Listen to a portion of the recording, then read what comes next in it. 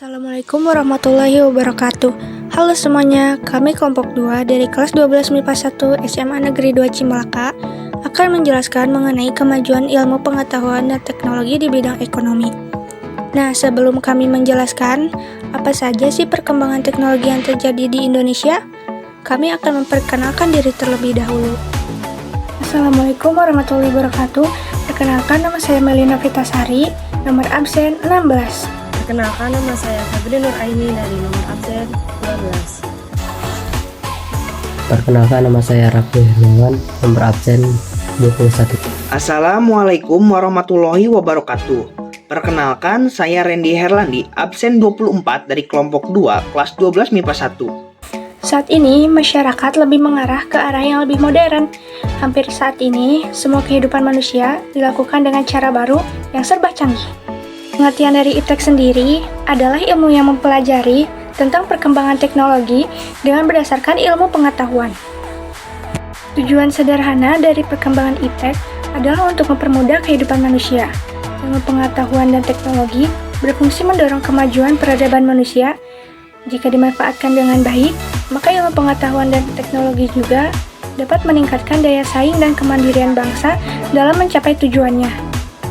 Memang ada beberapa dampak yang akan ditimbulkan dengan adanya perkembangan dan kemajuan ilmu pengetahuan dan teknologi di kehidupan masyarakat. Salah satunya yaitu di bidang ekonomi, yakni meliputi dua dampak, yaitu dampak positif dan dampak negatif. Nah, dampak-dampak ini akan sering dijumpai di lingkungan masyarakat.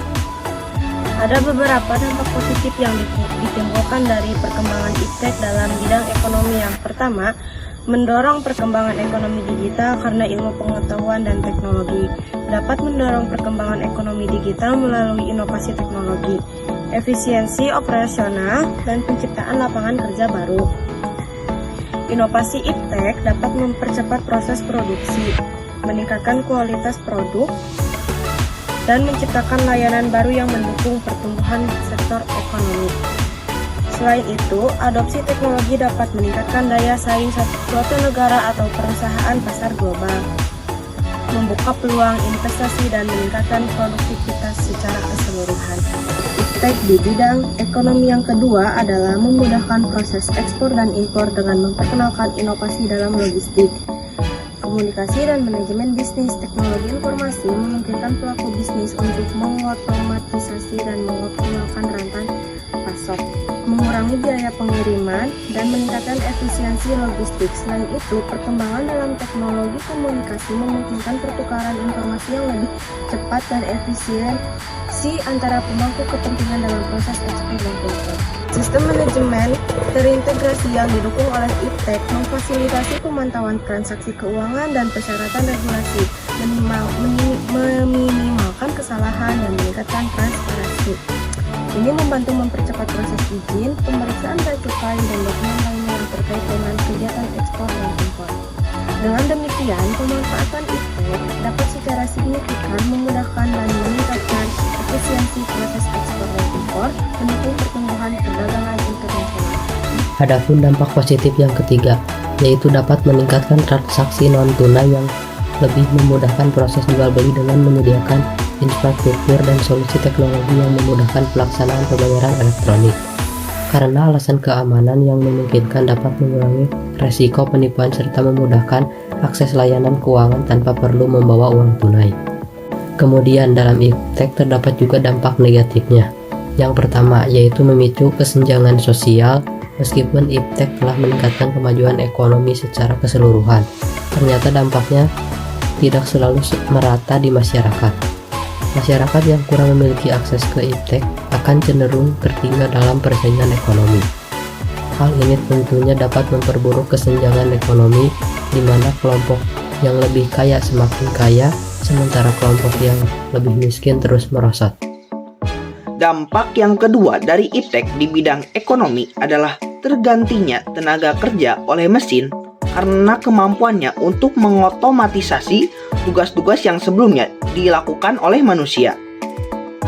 Meskipun iptek dapat memberikan manfaat signifikan dalam meningkatkan efisiensi dan produktivitas, perlu dicatat bahwa hal ini juga dapat menimbulkan tantangan seperti kehilangan pekerjaan bagi sebagian pekerja. Oleh karena itu, sementara iptek dapat menggantikan sebagian tugas manusia, perlu diupayakan solusi untuk melibatkan kembali tenaga kerja dalam peran yang lebih canggih dan kreatif. Kemudian, dampak negatif yang ketiga dari iptek di bidang ekonomi adalah munculnya penipuan transaksi jual beli secara online karena sifatnya yang terbuka dan terhubung secara bebas, sehingga dapat memberikan peluang bagi pihak yang tidak bertanggung jawab untuk melakukan praktik penipuan. Beberapa alasan termasuk untuk mengatasi risiko penipuan online diperlukan langkah-langkah keamanan yang ketat, pendidikan bagi pengguna tentang praktik penipuan yang umum, dan pengembangan teknologi keamanan yang terus-menerus untuk mengidentifikasi dan melawan ancaman yang baru muncul. Pendidikan dan kesadaran konsumen juga penting untuk membantu mencegah penipuan transaksi online. Nah, teman-teman, mungkin itu saja yang dapat kami sampaikan di video ini. Semoga bermanfaat. Terima kasih banyak untuk kalian semua yang telah menonton. Wassalamualaikum warahmatullahi wabarakatuh.